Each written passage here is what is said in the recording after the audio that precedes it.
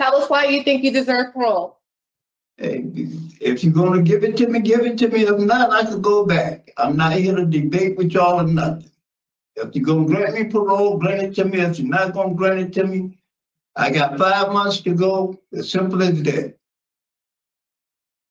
Well, Mr. Edwards, you make it very difficult to even consider you for parole. I'm just being straight up. If you're going to grant it to me, grant it to me. If not, I'll go back and I'll finish my time. Yeah, I kind of respect that approach. We're so accustomed to those trying to manipulate the parole board, and he's just laying down the facts. I mean, he's OG, he's been through it, and he's just laying down, he's putting his cards on the table and saying, are you going to grant me or will you not grant me? And look, from the records that Sir Richard was able to find, he does not have a dirty jacket. We only see one other offense in the past 10 years, which is threatening second degree, and then this current offense, which is, well, it's not good. It's driving while intoxicated, having a weapon by a convicted felon, and driving without insurance, although he claims to have just bought the car. But, I mean, neither here nor there. Now, Connecticut only shows records going back a decade, so it wouldn't surprise me if he has a long history. But he's not into kitties, and he doesn't have any essays in his jacket. So, we're so accustomed to them releasing the worst of the worst, constantly making excuses to release those who are the most dangerous. And, anyways, let's see if they make an exception for him or if he just has to do his time. Let me know at the end how you feel about his approach with that. Kenneth Ray Edwards, 65621. Thank you. This hearing is being conducted for a parole application for Kenneth Edwards, 065621. He is serving a sentence of 6 years execution suspended 30 months for 3 years of probation for criminal possession of a pistol, illegal operation of a motor vehicle under the influence. As in state record reflects a parole eligibility date of March 25th, 2024. There is no victim input in this case. There is an offender accountability plan for the offender. It has been reviewed and shows the offender to follow programs. Voices. Utilizing the statewide collaborative offender risk evaluation scores, the offender's overall score for recidivism falls in a very high range. This is your opportunity to express to the board why you should be granted parole. I didn't understand you. Tell us why you think you deserve parole. Hey, if you're going to give it to me, give it to me. If not, I could go back. I'm not here to debate with y'all or nothing. If you're going to grant me parole, grant it to me. If you're not going to grant it to me, I got 5 months to go. As simple as that. Well, Mr. Edwards, you make it very difficult to even consider you for parole. I'm just being straight up. If you're going to grant it to me, grant it to me. If not, I'll go back and I'll finish my time.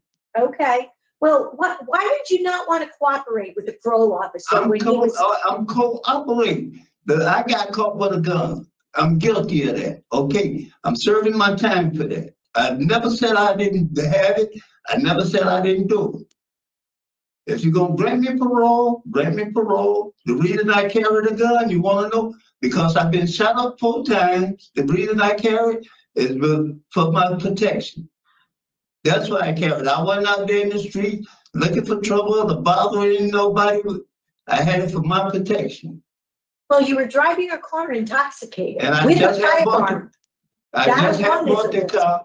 I just had bought the car. I didn't get a chance to register. I lost the car because I got caught with a gun in it. That was a loss on me. I don't cry about nothing. If I did something, I earn up to it. Well, you do own up to it. I do appreciate that. And I did notice that you took responsibility. My statement was you were carrying a firearm, driving a car intoxicated. I was on my way home. You were driving the car was unregistered. I just had bought the car. Right. I just had bought the car. I didn't get a chance to register anything. I lost the car. Did you have the paperwork to support your having just purchased the car? Yes. What, did you No, show it it to was the at my officer? house. It was at my Okay, well house. then you can't drive a car without the paperwork I inside, re- because I anytime you realize that. purchase a car, okay. I Well, realized that. Yeah, I and Mr. realized Edwards, that. you are prohibited from having a firearm. I understand you wanted it for your protection, and you were driving the car while drinking. After you had been drinking. I'm not denying it, yes. Okay. And I So- got a call. And I'm So in we- here. And I'm Yes. paying for it. I'm not asking Yeah. nobody to do me no favor, do nothing for me. I am willing to do whatever I'm supposed to do. If I have to do all my time, I do all my time. If y'all don't want to bring me parole, don't bring it to me. I'm not gonna cry about it. So, Mr. I'm gonna Edwards, do what I Mr. gotta do. Edwards, Mr. Edwards, Yes. discretionary parole is something that's earned. And the way this happens, right, is we come into a hearing and we ask questions to see if any kind of change has happened in you, that you might go back out into the community and not commit the same offenses. That's why we're here. It's not like we're going to see what we give you for Christmas. We just want to ask some questions. And that's what the parole officer was also getting at, to see if you're a risk in the community. That's what it was about. So it's not either give it to me or I don't don't. consider myself a risk in the community. I'm gonna go back out. Either way, I'm gonna go back out and I'm gonna be the same person I was. I'm gonna live my life the way I was living it. I wasn't out there causing hectic, commotions or anything against nobody. The only person I hurt was me by driving a car with unregistered car and carrying a gun. That ain't hurt no one but me. Well, you can't, are you telling us that you're gonna go back out in the community and just carry another firearm for Yeah, I protection? didn't say that. I said I'm Well, that's going what I'm back out and asking live you. my life accordingly. I'm 67 years old. Yes, What I you look are. like going back out in the street again, carrying another gun. I'm retired now. I'm going back out and live my life accordingly and enjoy the rest of my life. That's what I'm planning on doing. Do you think you need help for your alcohol use? No, No? no. Right, I have no other questions, Mr. Chair. We're going to bury No anything. questions, nope.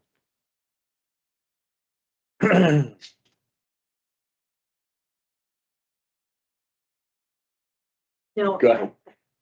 Mr. Edwards makes it very difficult Yes. to consider him for discretionary parole. You know, the alcohol use is an issue, and he doesn't seem to understand that drinking and driving is a crime in itself. Whether or not the car was registered or belonged to him or bought, and carrying a firearm is a crime, and he doesn't seem to have an And I'm understanding paid of for it. And I'm paid for it. he scores very high for risk to recidivate at the age of 67. So I do not have him voted to discretionary parole today. Okay, He hasn't let given me us any. okay, let me go. I'll go do my last 5 months. Hang on. What criminal history?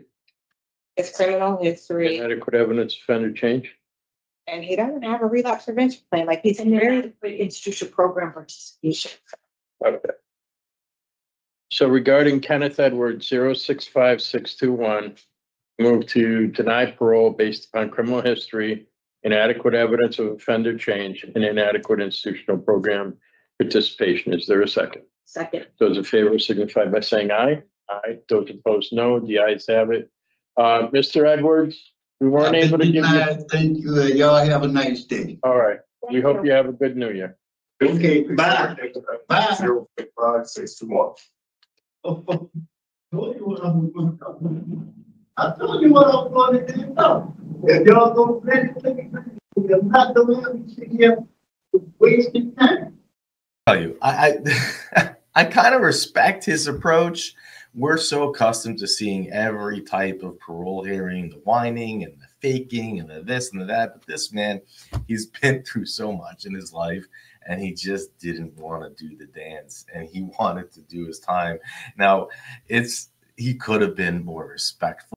He could have been nicer, but he didn't want to do it. He didn't want to mess with it, and who knows exactly why.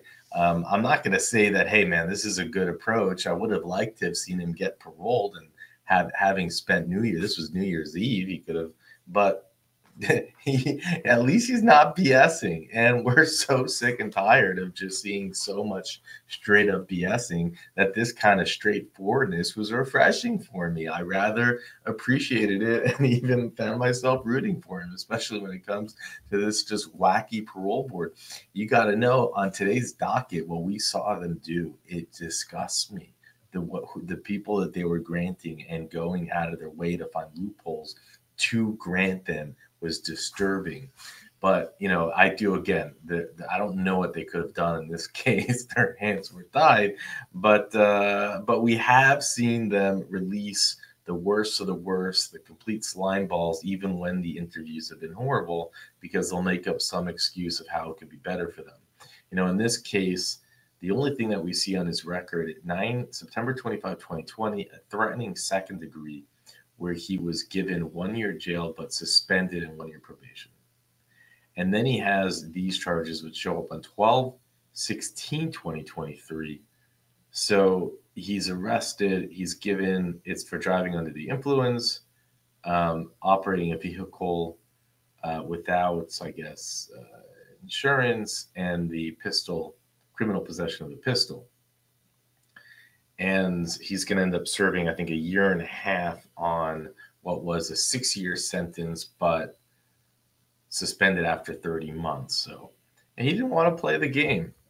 Now, the reason we don't see anything else on his record is Connecticut only dates back 10 years.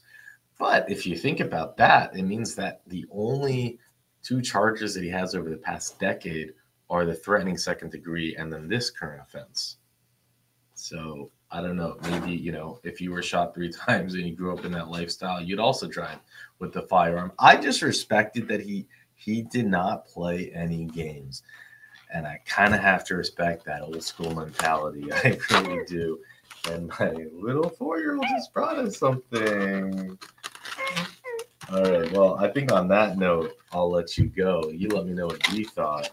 And there you go. Tell us why you think you deserve parole. Hey, if you're gonna give it to me, give it to me. If not, I could go back. I'm not here to debate with y'all or nothing. If you're gonna grant me parole, grant it to me. If you're not gonna grant it to me, I got 5 months to go. As simple as that. Well, you know, Mr. Edwards, you make it very difficult to even consider you for parole. I'm just being straight up. If you're gonna grant it to me, grant it to me. You know, If not, I'll go back and I'll finish my time.